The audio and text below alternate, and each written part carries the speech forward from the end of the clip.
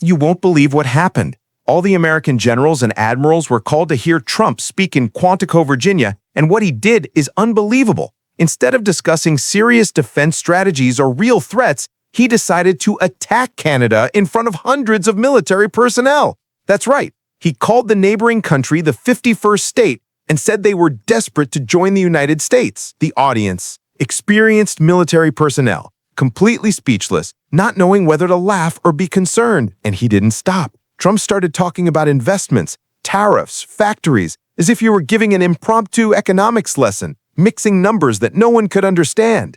He even claimed that the U.S. received $17 trillion from other countries in just a few months. Who can take that seriously? As he spoke, the generals and admirals looked at each other, probably thinking, is he for real? Between sentences, he also told stories about the American agricultural belt, migrant workers, destroyed markets, and even made comments about NATO and global conflicts. Everything was disjointed, mixing false numbers with attacks on allies.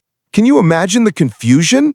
It's as if he forgot he was standing in front of the country's top military officials. And then comes the shock. Canada was furious. The U.S. ambassador to the country had to write an official letter, and Canadian leaders criticized the absurdity. While Trump boasted about invented numbers and referred to Canada as desperate to be the 51st state, Canadians were expanding their agriculture, entering markets previously dominated by Americans. U.S. farmers who believed Trump's promises about tariffs saw their markets disappear. In the end, what we see is a president who confuses the audience with a spectacle, fantasy with reality, and allies with rivals. He tried to turn everything into a show to impress generals, but only managed to show unpreparedness, arrogance, and a complete lack of awareness of the real world.